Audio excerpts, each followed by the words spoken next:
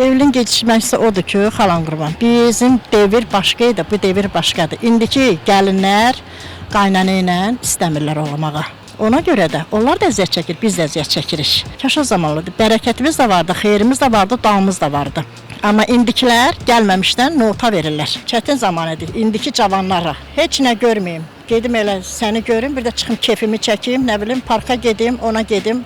Sənə deməmiş valideyn evinə gedim. Öz başına alıbdır. Ona görə istəmirlər evlənmək. O bilirlər ki, gəlib çətinlik çəkəcəklər. Ailələr bir yerdə qalmaq istəmir. Bir yerdə qalanda da işlərinə qarışırlar. Hərə rahatçılıq olmur deyə məcbur ev almaq istəyirlər. Ev almaq da indiki dövrdə biraz çox çətin məsələdir. Əslində bu bir tərəfdən baxanda qismət işidir.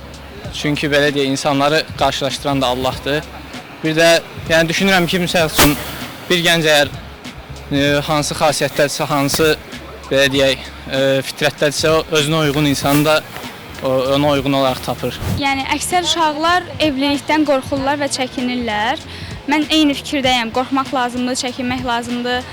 Biraz da öhdəlik valideynlərin üstündədir. Mən qınayıram valideynlər uşaqlarını tez ərə verəndə və yaxud da oğullarını tez evləndirməyi düşünəndə. Evliliyin hansı yaş dövründə gələcəyini insan özü fikirləşib, özü qərar verməlidir. İzdivaç yapabilmesi için iki kişinin de gelir durumunun kendi ekonomik olarak hem özgür hem de kuvvetli olması gerekir ki rahat yaşayabilsinler. Bu arzuda olduğumuz için bizler de maalesef bazen gençler gibi düşünüyoruz. Ama eskiden evet 25-30 yaş arasında evliliği öneriyorduk ama şimdi bizler de bazen önermiyoruz diyebilirim.